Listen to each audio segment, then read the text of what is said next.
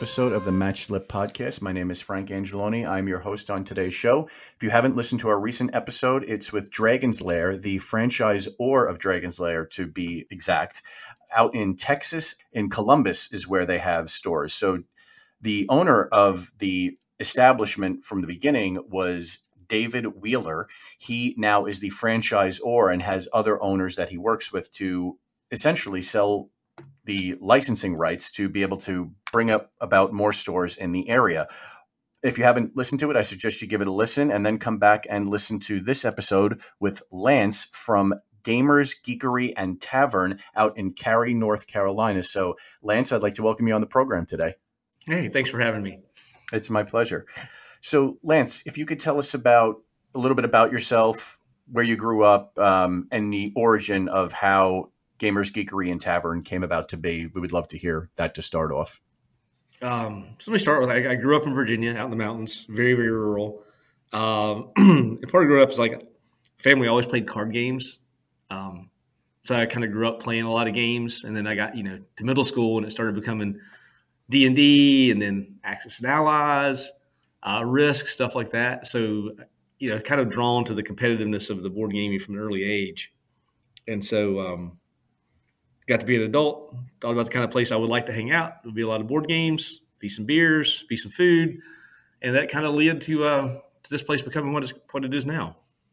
Were you going to your own game store back in Virginia where you grew up originally? Did that pique your interest? We didn't, sorry, I'm chuckling. We weren't big enough to have a game store. It was about an hour away. Oh, wow. So that's far. So you really would just have to, I guess, play at home. So it was funny. So by the time I got into high school, we actually started playing Axis and Allies at the library downtown because it was a pretty big library and it was pretty deserted. And as long as we didn't make too much noise, the librarian wouldn't throw us out. And then we played at school and just at friends' houses and stuff like that. And from those years of playing, when did you realize that you wanted to open up a game store? What would you say, what age you were about when the bug, I guess, hit you? I don't know if it was a bug as much as like I always it was a joke when I was in my early 20s because I was an engineer for the first decade of my career after college. I kind of joked that my retirement job would be a game store at the beach. So I guess this is kind of a form of that. And I don't know there's so much that I really wanted to open one. It's just we didn't have anything like this here, and kind of wanted one to I kind of felt like one of them was needed. And based on how busy we are, I think there's a lot of other people that kind of agree with me because we've been pretty busy pretty much since open. Except for the COVID days. What's the origin story of the store? How did you get it started to now what it's become? So in was it late 2013? I think it was late 2013. I had another job that I was doing where I was like either working my butt off or not doing anything. And I really am not that good at being idle. So in one of the not doing anything things, we started doing magic drafts with friends. And so just got on the list and got the company organized so we could get products so we could do those. And then 2014, a friend of mine's wife, she had been a stay-at-home mom for forever, and her kids were grown, and she was looking for something to do. So I partnered with them, and we opened a retail space in 14. And that was around for about 5 years. And then we decided early on, I knew I wanted to add a bar with it at least instead of maybe even a bar and food. And where we were at with our first lease, we couldn't do that. There was too many complications with the landlord. So when we were getting ready to move after 5 years, we found a space, remodeled it, put in the kitchen, put in 12 tap lines, and made it to the model it's on now, which is the Board Game Cafe. So I kind of knew what I wanted back even in 14 when we started. It just took some while to get the business built up.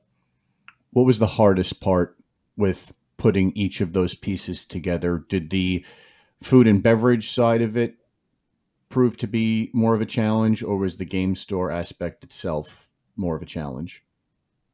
So the partner handles a lot of the game store pieces. So they order the stuff, pre-orders and stuff like that. I handle a lot more on market position and then a lot more of the restaurant side now. And the hardest part the entire time has been, it's like every other business like this, finding people. We have a lot of people that come in that love the industry, but they love games or whatever. But finding employees that care. And I think we're in a pretty good spot now.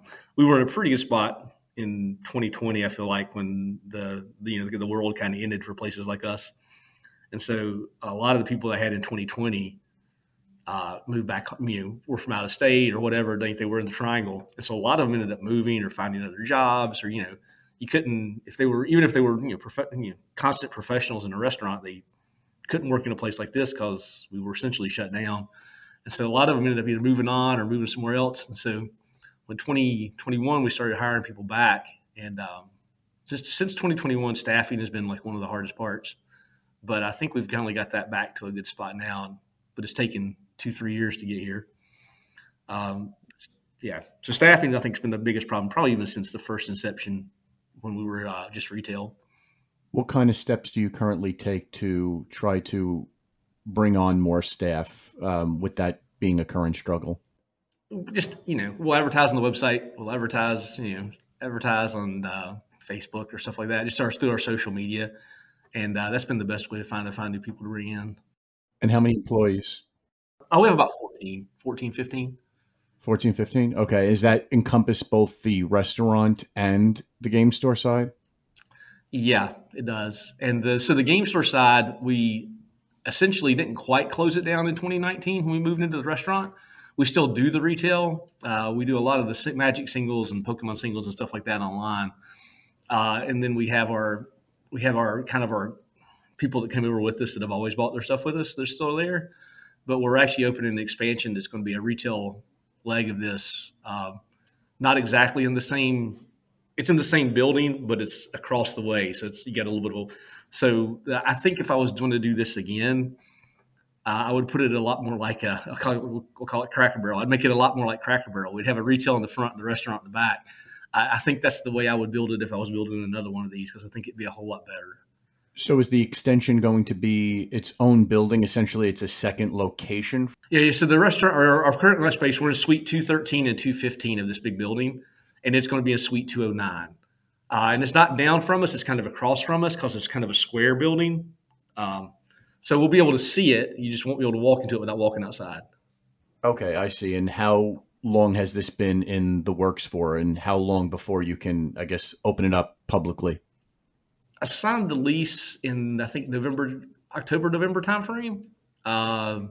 We just got the power on this past week. We had to do a bunch of electrical work in there before the power could be turned on because there was a lot of exposed copper from the previous tenant did some work they shouldn't have done. And so I'm targeting, we don't have much to do. It's a drywall paint floor.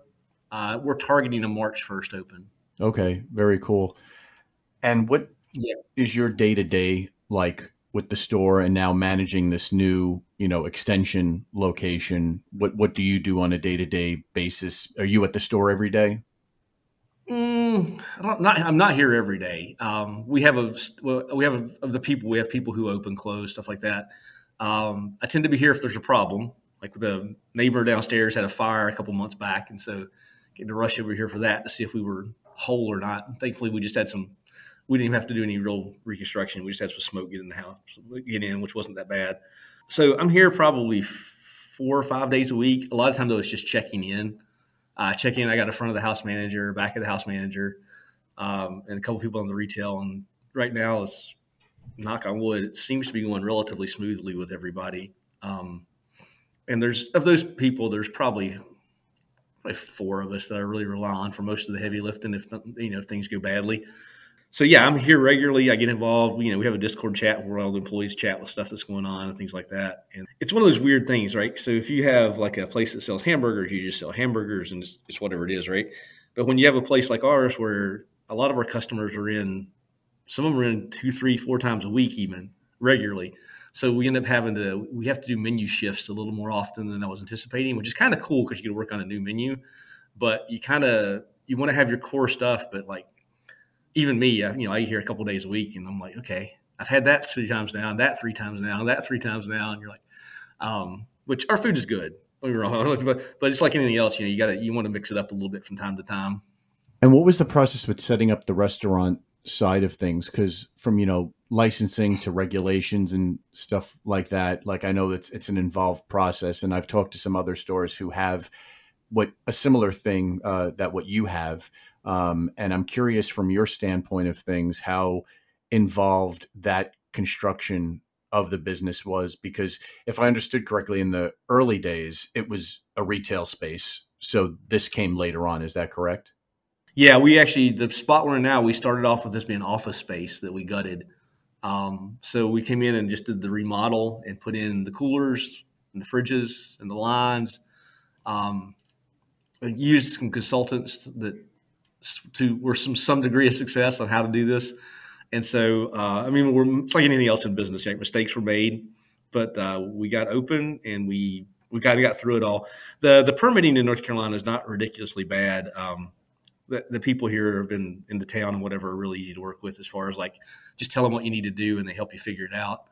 And then our ABC laws here are, it's not like, I mean, I know you're up in the Northeast. It's very different getting a permit here than it would be in like New York or New Jersey. I got some friends I've talked to that open places up there way back in the past, and like apparently New Jersey's a nightmare.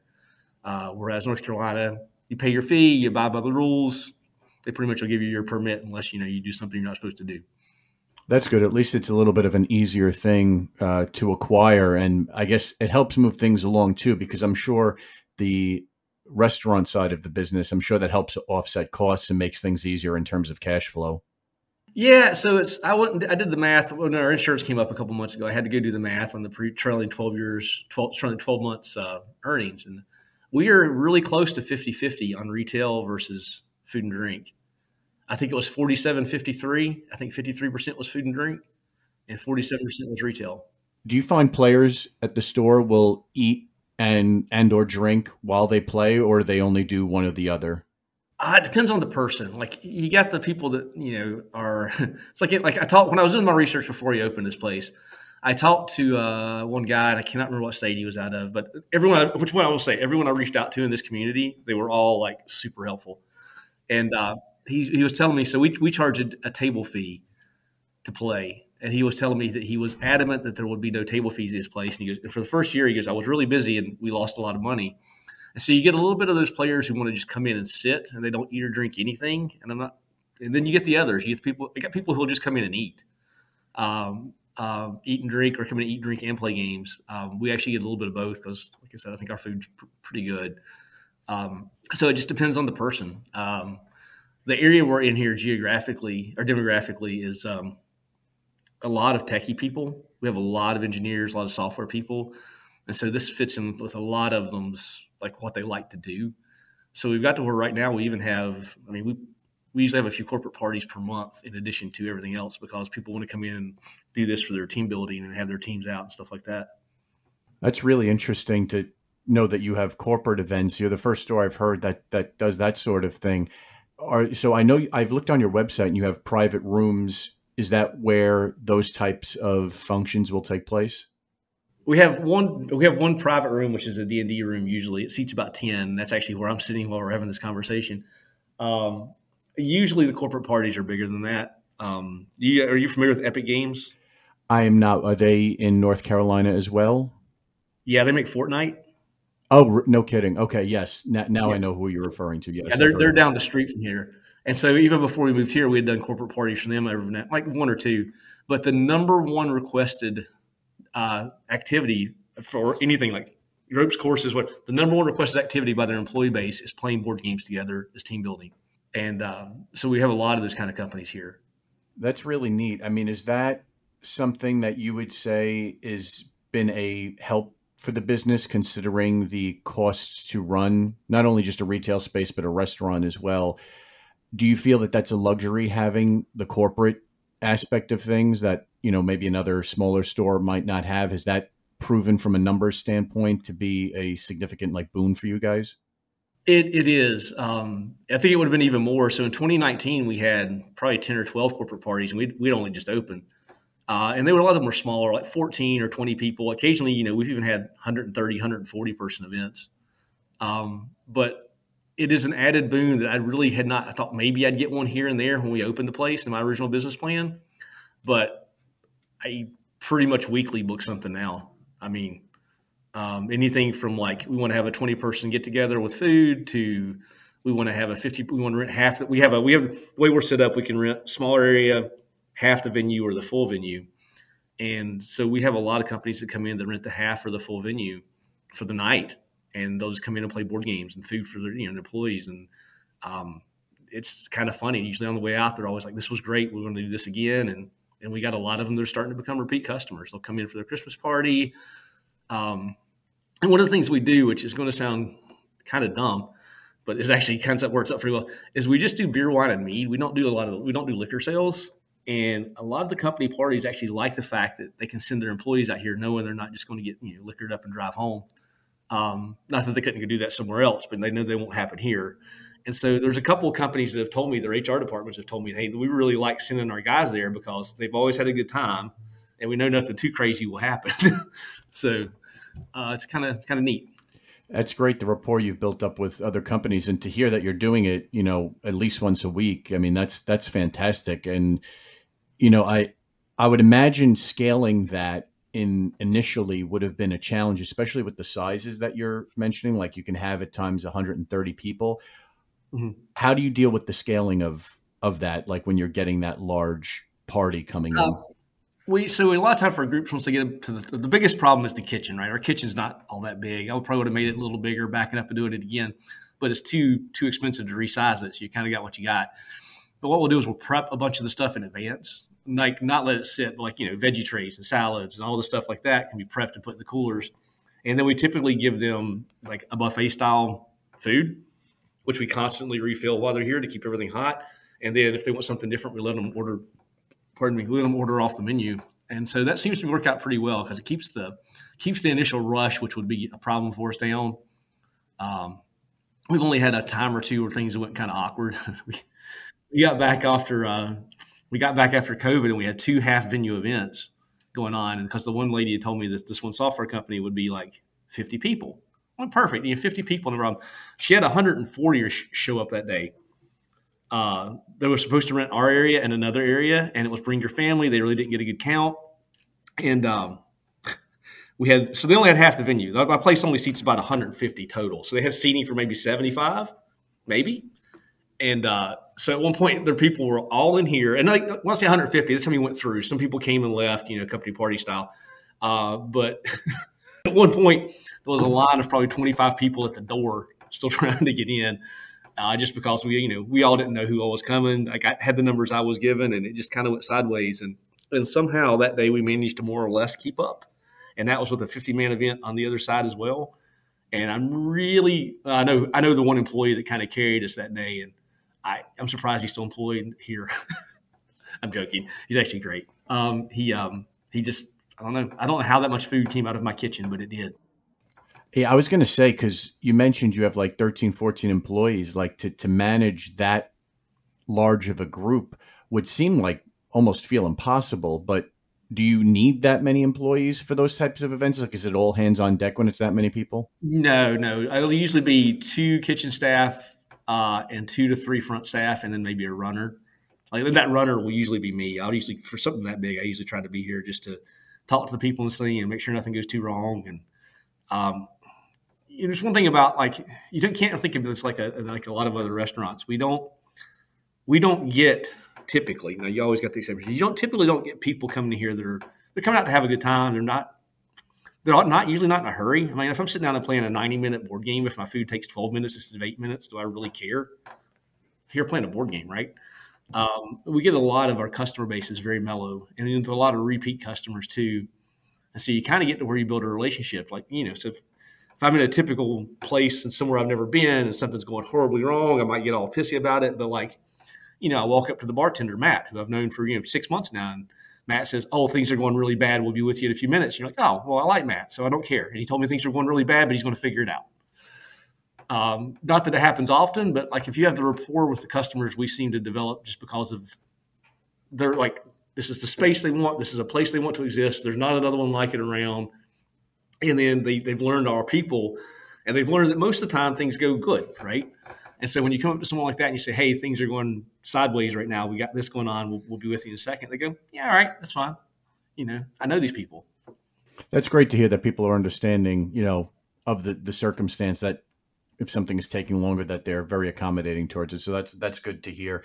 And also, even with having a large party of that size to serve at your store, I mean, you have quite the extensive board game list. And I saw the list on your website. I believe it had 620 board games. Is that accurate still? That's probably about right. I know it was somewhere in that 600-700 range, and they come in and out. Most of the time, we can backfill stuff, but occasionally, a board game will go out of print, or a board game will go where we can't get it from the distributors for a period of time, and and then there's some maintenance. You come in here to play. House on the Hills I'm going to use right now is one I know we normally carry it, but we've not been able to get one from the distributor for 4 months, and the one we had was so used we just pulled it off because it was becoming it was getting to the point of a little bit disgusting. So there's some maintenance there, and occasionally the board games essentially will be sick, but yeah, we keep somewhere on 600-700 games at all times. And how do you archive all of those games to be able to keep track of what's being used versus what's available? Do you have like a whole system for that? We do not have a system for tracking what's in use. We know the games that see the most use are like the typically 30 minutes to 60-minute games, like a Settlers or a Ticket, Space Base. Those are the kind of games that tend to take the most use. And then the heavier games, we usually phase them out a little bit. Like we probably still have a few too many. We had too many heavy games when we opened. If people come in to play Twilight Imperium, they're bringing their own. I mean, they are. You can have it on the shelf and one guy can use it every now and then, but it's too much space and too much money to even bother putting out. Versus you put Settlers out or two. I think we have 2 or 3 Settlers out most of the time, or we have 2 Space Bases out. They played a lot here, and try to have a couple copies out of anything that's that popular, just so that people not necessarily waiting. And I found that works good. Is that typical for people to bring their own games in? Do you see that often? We have several groups that also. I mean, they might play ours too, but they'll come in and play ours, and they might bring 1 or 2 in with them if they're meeting their friends that day and they have something different they want to play, which we allow outside games to come in.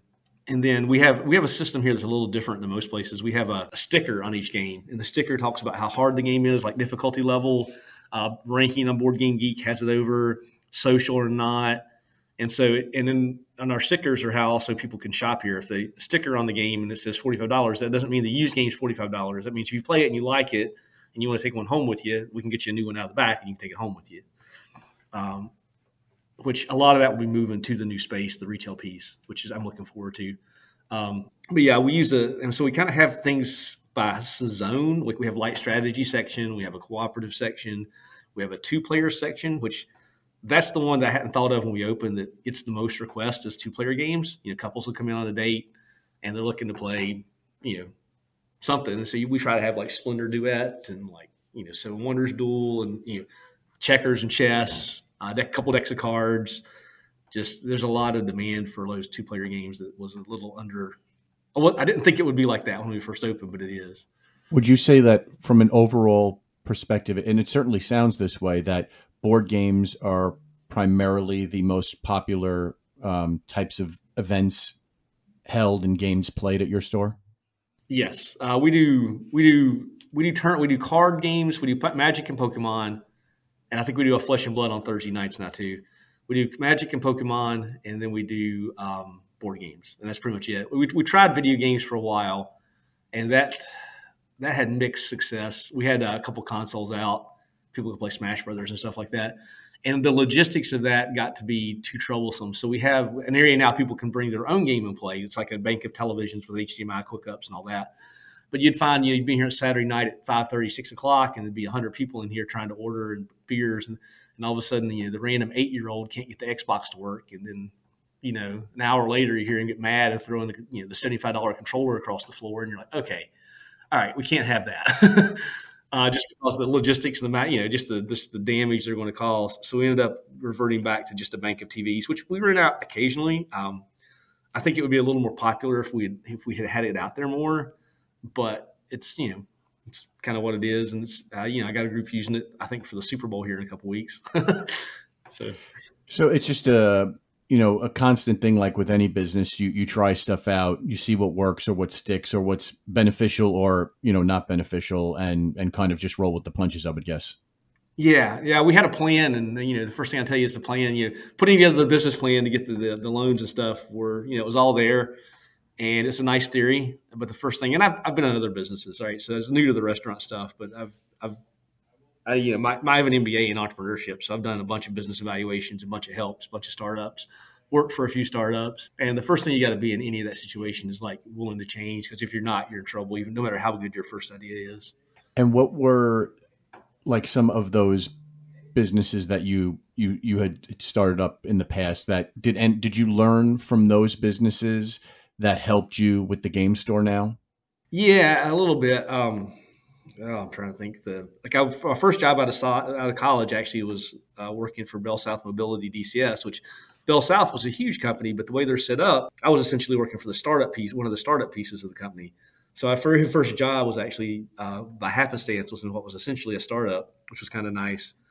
And then I've worked for a couple software companies. I was in telecom for about a decade, and I worked for a couple different software companies that one equipment manufacturer, one software manufacturer, and watched what they did right and wrong.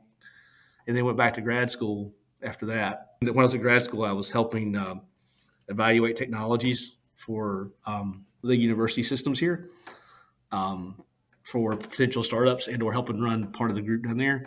And so I evaluated and put business plans together put together business plans light for several companies, including one that we licensed. I licensed technology out of North Carolina A&T that I was going to be super heavily involved with, but we had a technology issue about year two that kind of killed us.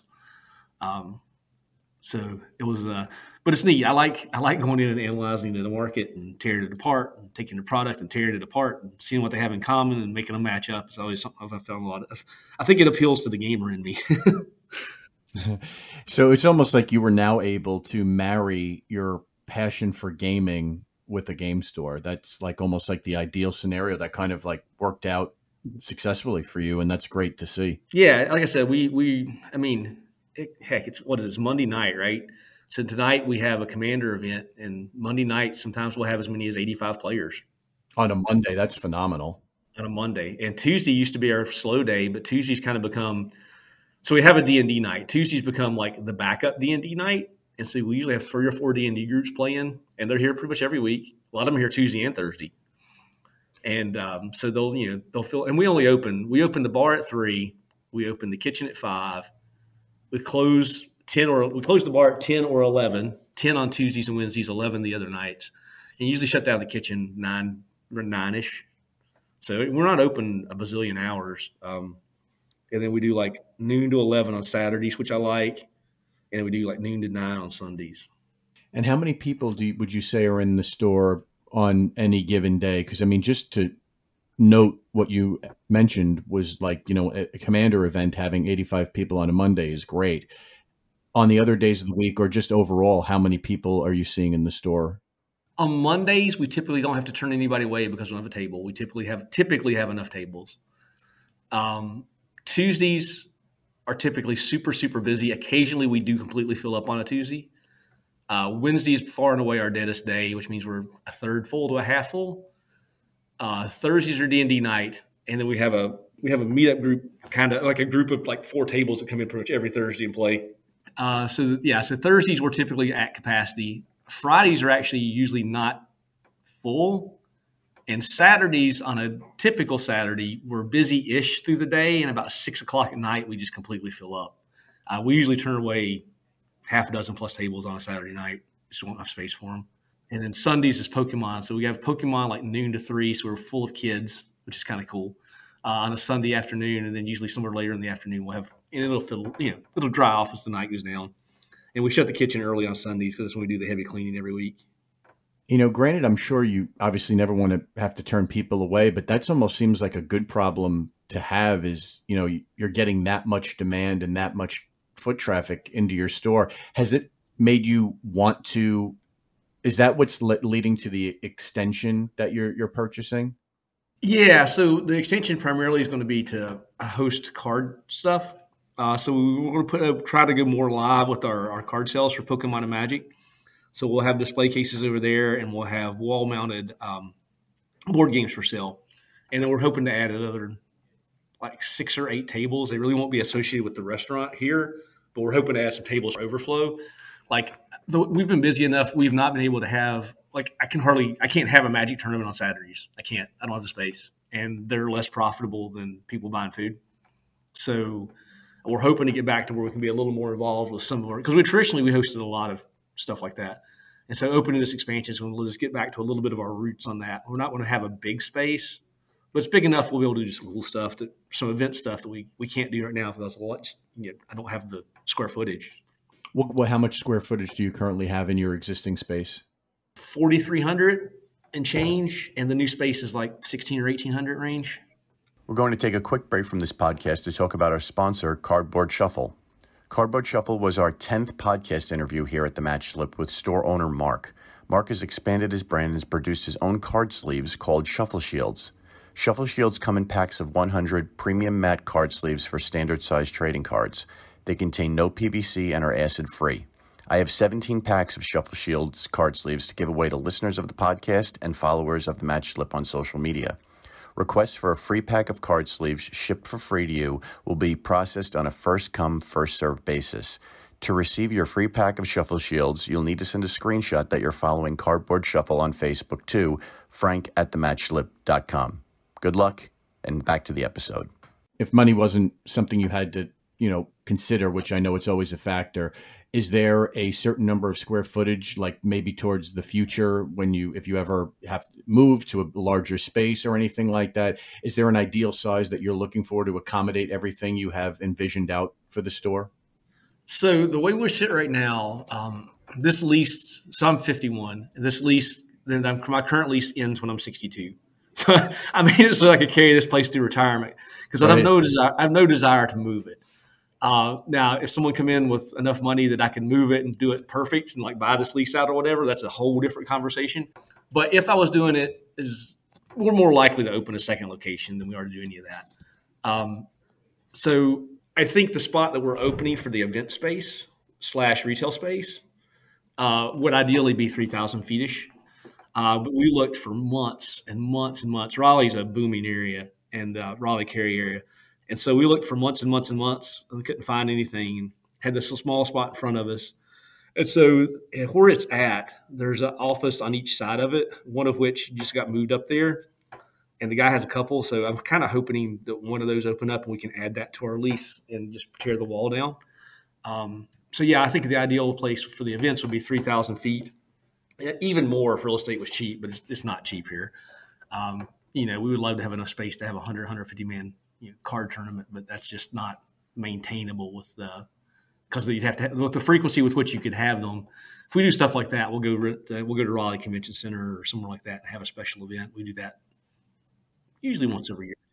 I see. So Raleigh and Cary are in close proximity to each other because I'm not very familiar with Cary. I know Raleigh, but I'm not familiar proximity wise where Cary is to like the. Cary is the southwest corner of Raleigh. Okay. We're a suburb, but we're a big suburb. We're like 100,000 people plus suburb. Okay. And then with having that large of a suburb, I'm guessing your ratio of new and returning players into the store, I'm guessing you get a good influx of both, or do you see one favoring the other? I am surprised by the number of people who walk in every week and go, I love this place. I've never been here before. I feel like we should be known, but like every day, we hear that almost every day. And it did help us a little bit. You familiar with limited run games? I haven't heard of them before, no. They do I don't share the exact details because I'm not a video gamer, but they do a lot of, they're here in Apex, which is the next town over. There's all like in Apex. I can go from here to Apex, like right down the street. It's like I could walk there in 10 minutes. So they're out of Apex, and they do a lot of vintage retro games where they refit them to new platforms or something like that. I hadn't heard of them either till they opened. So they, I guess they have a huge, huge cult following for their video games. And so they opened their first retail space in the country right beside me. Their only retail space in the country. The day it opened, there was like 200 people waiting in line to get in. People drive down from like DC to see it, to go there. 6 hours. I've heard of all sorts of people within a 4 to 6 hour range that will drive here just to go to this little store beside me that's only open like 4 days a week. But ironically, when they walk to it, they have to walk by my place. So I actually get a lot of like walk-in traffic from that. It's kind of neat. And they're really good. Like we're partnered with them. We're hoping to partner with them to do some special events this summer. Just let that go with that because I'm not sure exactly what the details will be. We got a couple on the board. I figure at least one or two of them will happen, which they've been like, I love having them as a neighbor. Can't tell you, they've all been easy as all get out to deal with. That's awesome. That's good to hear. Now, is your store in a shopping center or how is it kind of like position wise? Like I know some places have their own lot of land. Others share, a shopping center space. We're in a rental space in a shopping center. I would love to have bought my own property to build it, but that was pretty cost prohibitive. We were in the upstairs shop. There's actually a sushi restaurant right under me. And so it's a little bit different because we can be on the second floor because we're a draw location. Like you got people that need foot traffic to survive.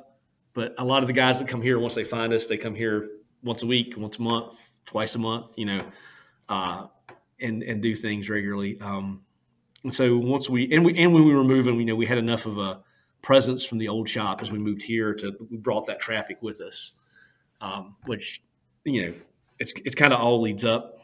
I think we've been working with GalaxyCon guys, who is one of the biggest events here in Raleigh here lately. And they found us because the owner of GalaxyCon was downstairs watching football and looked up and he says, I see a place called the Geekery. I think I need to go check that out. And so, you get a lot of that random, people that are into this kind of thing search it out. If they see it, they tend to walk into it. And then, if it's their thing, then they come back. Are conventions a thing that you attend as like with the store, like to help get either the name out there about the store or to, find potential new people that may be interested in the store? Is that something you guys actively do? Traditionally, it is not. We have one or like we'll go, like we're going to go to GalaxyCon and run. Well, we went to one of the first ones already. And so a lot of time I would go to those things and run like a social gaming section or just something like that, hand out cards or hand out some coupons.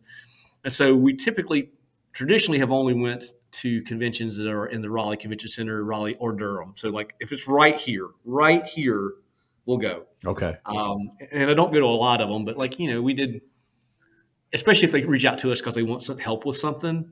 That's kind of how they sucker me in. I feel like it's like, oh, we need help with this. And I'm like, okay, sure. And so we go to Playthrough every year. We've been very active with them since they've been here. And we usually set up a small magic area for them. For other people, we don't. And/or we'll do some little bit of retail. But I will tell you, carrying boxes into the convention center to try to sell games there's guys who do it. There's weekend warriors who do it every weekend. I don't want to be one of them. It's a lot of work. So we've done a little bit of it, but going in and handing out cards is good. And I think our niche we've kind of worked into for a lot of this is like even for Fear Fest last year, like, hey, come down. So I came down and wasn't there the whole weekend, but we set up a little booth and we ran social dynamic games. I usually run Werewolf because it's the one that's well known, or Mafia I think we could do. And so we'll go and set up something like that and just, hand out cards. Like I said, hand out, $5 off coupons or something like that with it. And you'll get a few walk-ins, and it's kind of fun to go out and talk to all the guys that do it every weekend. And you get to go in and see the back side of the convention. You occasionally get to meet a guest that you never would have got to meet if you hadn't just been in the back room having a cup of coffee at the same time, stuff like that. Right. It's neat. It's good. And obviously, I like that sector, which is why I'm here. So when you get a chance to go out and network with 500 of the people that like that sector or 5 people that like that sector, it's just usually a good time. And I know usually any business getting more customers, more foot traffic is always something that's a wanted thing. And I know when I think about it from your side, and the game store industry is a little bit different since it's a niche world. And you're having to unfortunately turn people away because of how busy and full it gets. Are you still needing to find ways to market the store? It would almost seem like, I know a lot of people do conventions because that's one of the purposes. Others have other reasons for doing it. But do you feel with the customer base you have that you're needing to do as much marketing these days? Or do you feel that the cash flow and just the way the business operates as a whole is enough to sustain to where you don't actually need to put as many marketing dollars as, say, a smaller store might? Yeah, our marketing budget is way tinier than I think anybody that's my equivalent. We did it early, and we have a pretty good social following on social networking.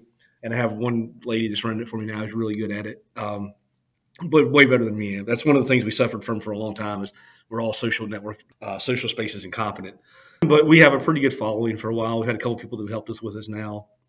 And, maintaining the website and doing stuff is it's probably most of our marketing expense, that and the staff to, like posting that the new store is opening. I get people walking in now who asking me all the time, when's it opening? When's it opening? Because we don't have a date out there yet.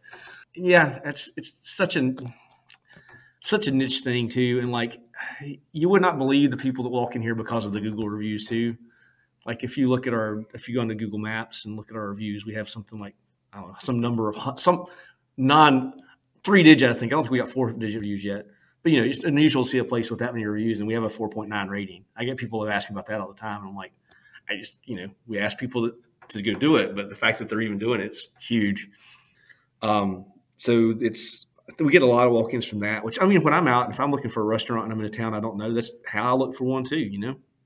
Absolutely. And that's great to be getting that type of positive feedback. I mean, for people, especially in today's, day and age, to take the time to go and do something like that, it clearly shows that you're making, a very positive impact, and it's reflecting in the continuous support that you're getting with the store.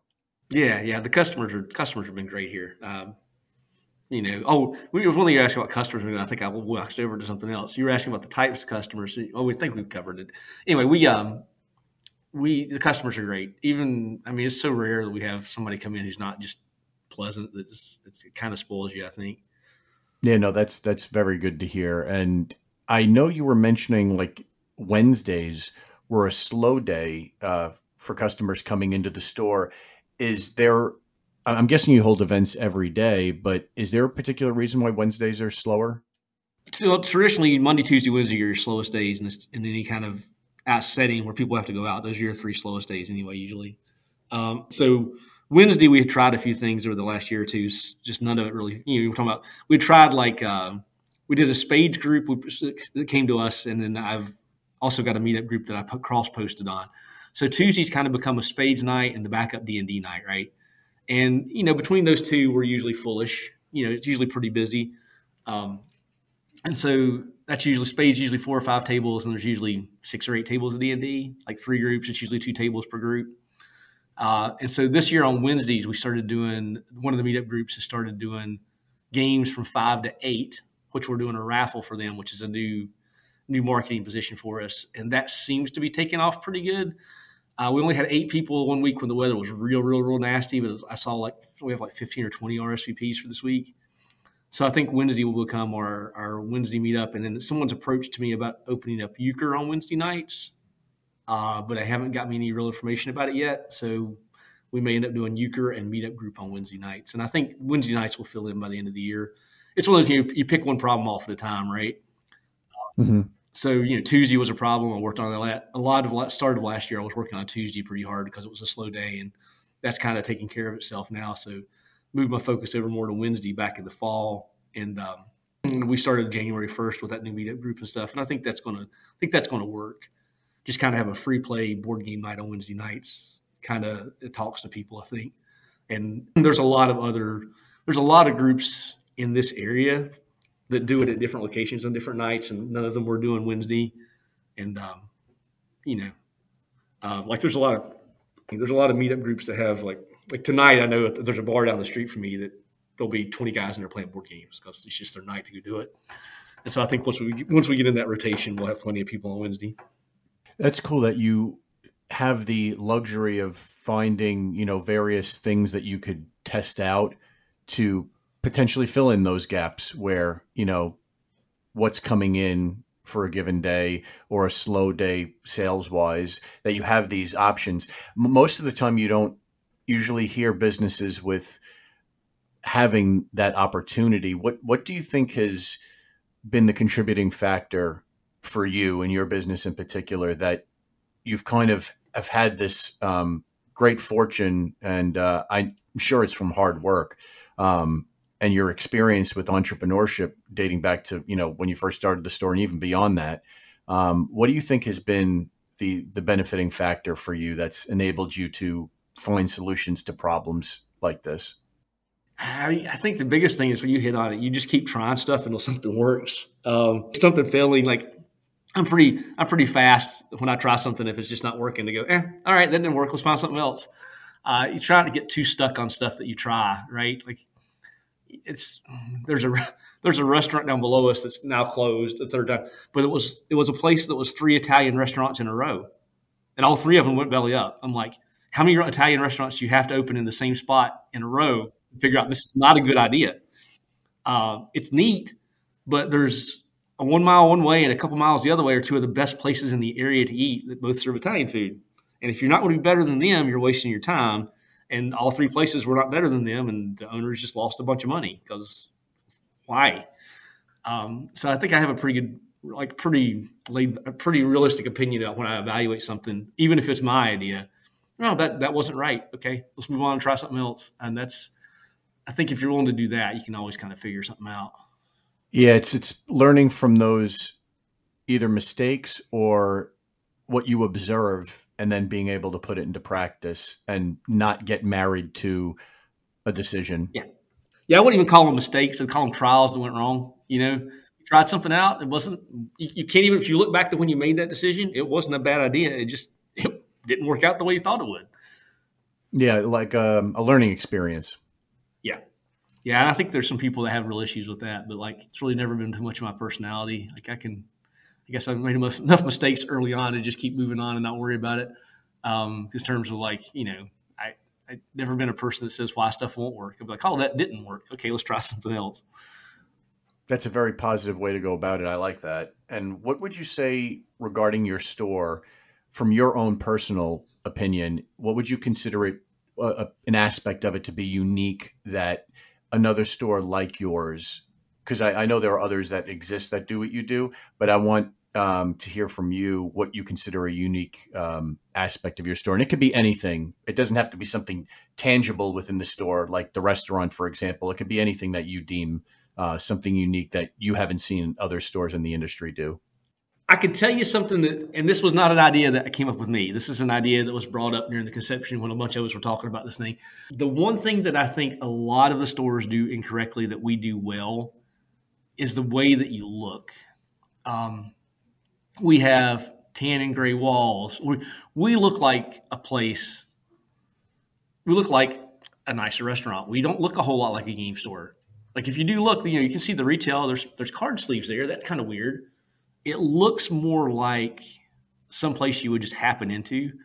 And I think the decor makes some non-gamers a little more nervous or whatever. Like it feels kind of weird to them. Like for me to be in a game store, right, to see a shelf full of games, just whatever. I love it. I'm going to go look at them. But and I've had that translated to me through customers, through some friends, that just makes people feel more comfortable here, I think, than they do sometimes in some of the other game stores. And I know that's kind of a weird thing, but it's something that someone pointed out when we were designing the place that's very, very true.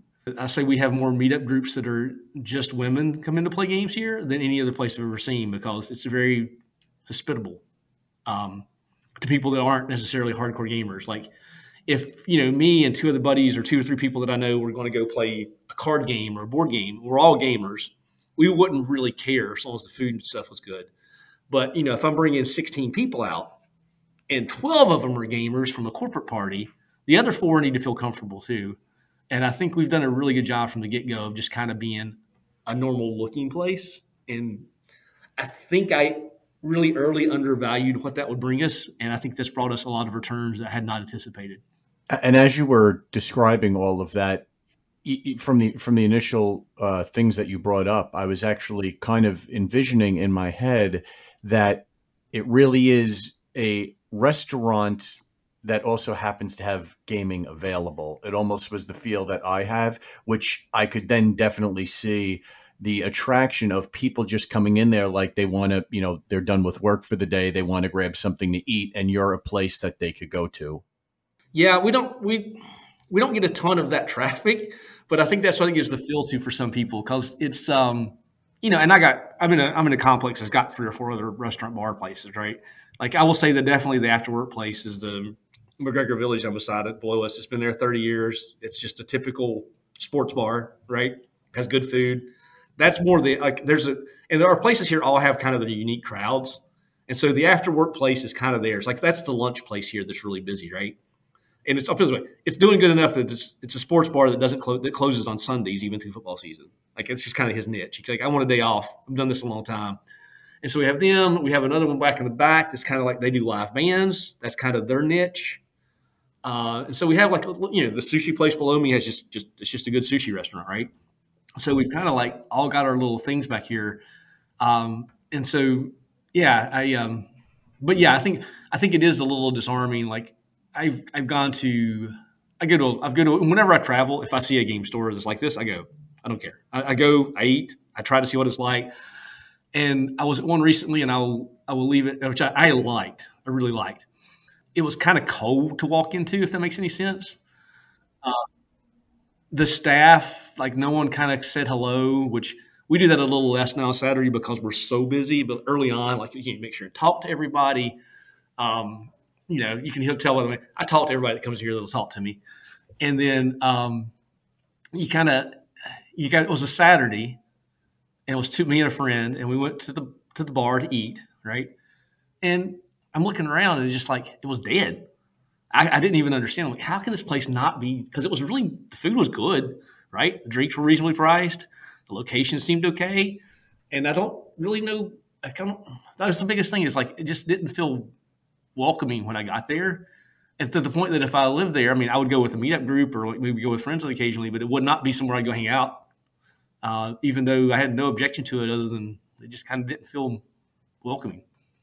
This episode of The Match Slip is sponsored by Crash CityCon, Roanoke, Virginia's premier gaming and fan convention. It's tabletop gaming at its best. In addition to role-playing games, board games, there are vendors, and so much more. Play with some of the top game masters in the area, enjoy a casual game in their open gaming area, or learn to play games you always wanted to play. Attend Crash CityCon August 23rd through the 25th of 2024 at the Berglund Center Special Events Center. You could check out more information at crashcitycon.com. Your place has a much different feel to it where people want to come back. It's the coming back factor. It's what is that initial impression you're making, and is somebody going to want to come back to it? And then, there's only 14 of us or so, 15 of us at any given time. If you get here a couple of times, you will know all my staff by name. A lot of people who come here a lot know all my staff. Maybe not a couple of the kitchen guys that only work, maybe one shift a week, but like anybody else, like the kitchen manager, the front manager, I think there's a lot to be said for that. Like just being relatable to whoever your random customer is, even if it's just somebody new off the street. Definitely. And in the early days of the store, before you had the staff that you have, were you at the store, I'm guessing, quite a bit? Like, were you putting in a lot of hours in at that point in time? Yeah, I'm like the person that has to fill in whenever. I've got managers now. There was a period of time, even after COVID, where I would work whenever no one was here because we didn't have bodies. I was here a lot. in 2019 for the open. In 2019, I was convinced by now we'd had 3 of these, and it would all be fine. And then 2020 hit like a ton of bricks. Our kitchen was closed for a year. I lost almost all my staffing. Not even counting the money that had to be pulled out for stuff that we had going on. 2020 hit hard, and so I think now I'm back to the point. Was it 4 years later that we're talking about okay, this year we're launching the expansion spot next door. This year we are going to start having a presence at more conventions. Part of the retail spot over there is we will be more active in that stuff. I have a manager that I really like to run that part. And then, and also we were talking about the stores for most of this gap here of the time the store's been open. I've had 2 businesses. I have this one and another one. And I tend to stay busier at the other one when things are going good here, and then get more involved here whenever we have something to work on, or we're looking more very involved with the expansion. That's kind of stuff that I'm more involved with day to day. If I'm here, I'm probably here with friends, or this D&D room that I'm sitting in. Me and the kids play here every Tuesday night. We come and play D&D with a couple other buddies. So when the store's open in an ideal world, I'm there as a customer, or to say shake hands with people, than I am to actually run anything. But you do what's needed. I know I'm the one that everyone will not let back in the kitchen. They're like, you make too much of a mess out front. Yeah. I've got several people that are like, I'll work the kitchen. You just stay up there and talk to people, get them beers. And Christmas Eve is a good example. Christmas Eve, we are closed essentially, but we open retail only. And I come in on Christmas Eve. Traditionally, this past year I didn't. I went on a vacation, but traditionally I come in on Christmas Eve and I spend 4 hours serving people beer and helping them with their retail shopping. And that's just the entire shift. And usually it can be anywhere from 2 people to 50 people. You just don't know. Either way, I sit around, I talk to customers and help people find last minute gifts and that kind of stuff. It's kind of one of my fun days I like here. How would you describe like the layout of the store for a new customer coming in, like myself who hasn't been there yet before? How would you describe? Um, yeah, so you walk in. When you walk in, there's two doors, but only one's an entrance. The other, both of them are exits. The other one's the emergency exit. You walk in, and you're immediately facing the bar. If you go on Google and you look at our pictures, you'll see the big blue wall of games. That's off to your left. There's a small retail section between you and there, and there's tables visible. The tables are brown, chairs are wood and metal. So it's like wood and brown tables, and the chairs are wood, and they match. Then off to the right is a row of windows, and it goes back into like just table area, a bunch of tables, which is where we have a lot of events on that side. And then the back right of that is the space, this little D&D room that we rent.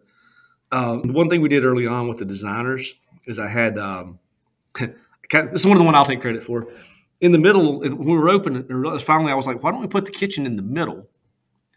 And that'll let us have more events. So if we have the kitchen in the middle, that gives us the ability to divide the left and right of this place, which all the board games are on the left.